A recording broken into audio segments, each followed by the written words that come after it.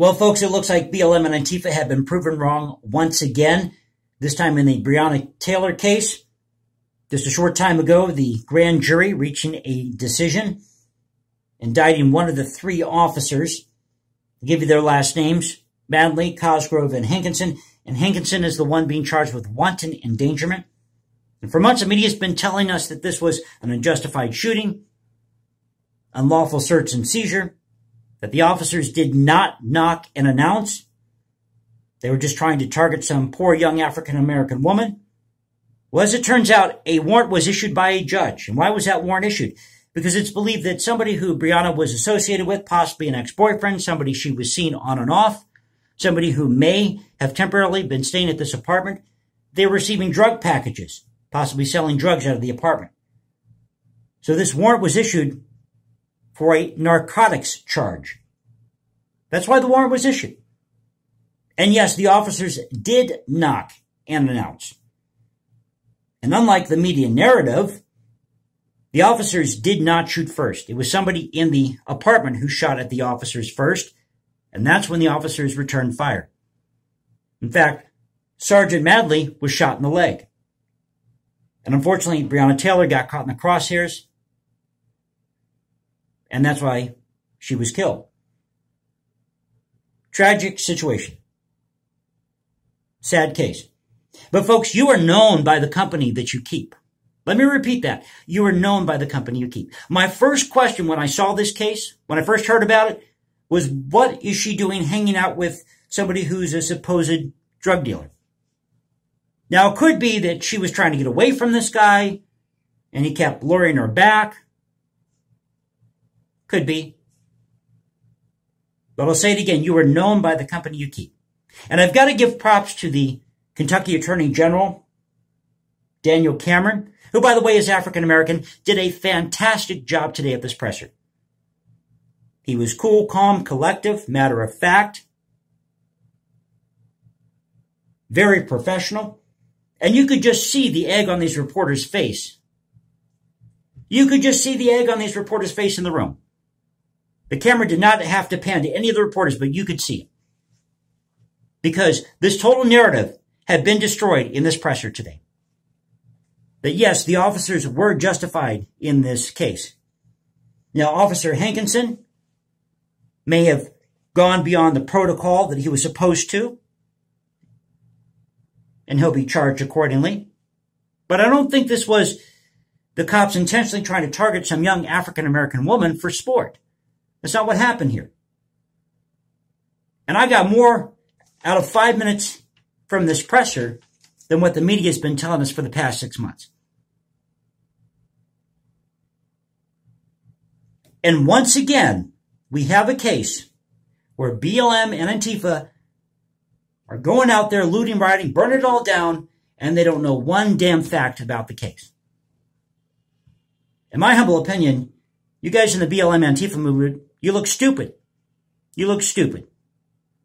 Saw you on CNN before I started this video, out there marching, sit-down protest, trying to clash with the officers.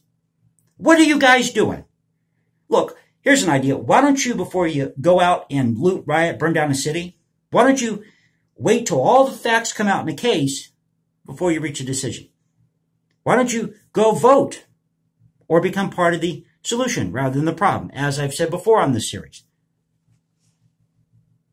It just amazes me that groups like BLM and Antifa just automatically assume that cops are just out there to target young African Americans in this country.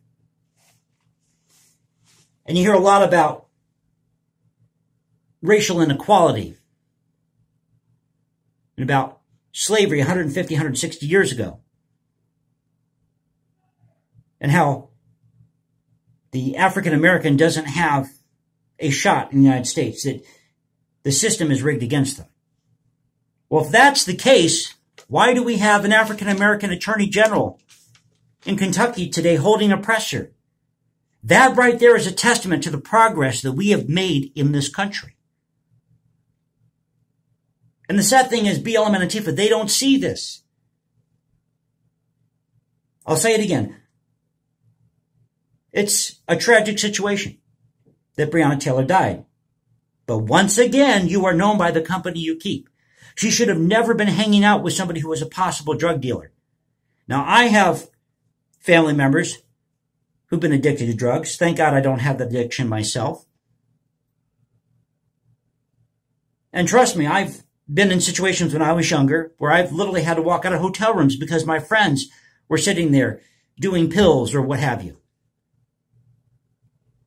But I chose to walk out because I knew better, because I was taught better by my parents, because there is a better life out there for you. Now, just imagine if this person who Breonna Taylor was associating with, ex-boyfriend, someone she was seeing on and off, what have you, imagine if he had actually been a painter or somebody working on a scientific project, doing something positive, maybe writing a piece of music to make our society better.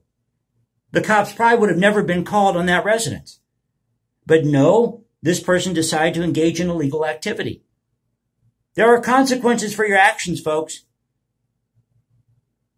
There are consequences for your actions. I thought I'd do this video today because it needs to be pointed out that in the majority of these cases, the cops aren't out there trying to target young African-American men or women.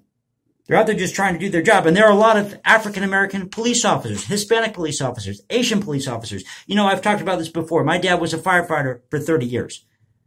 And before he retired, he was into arson investigation. Saying that these officers, these police officers are out there just to target African-Americans is like saying that my dad wanted to go start fires just so he could go put them out.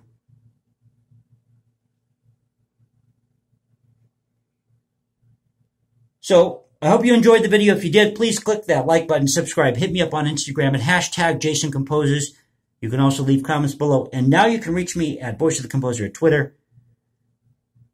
So thank you for being with me. Voice of the Composer saying peace out. I'll catch you next time. Stay safe, everybody. And God bless this great country.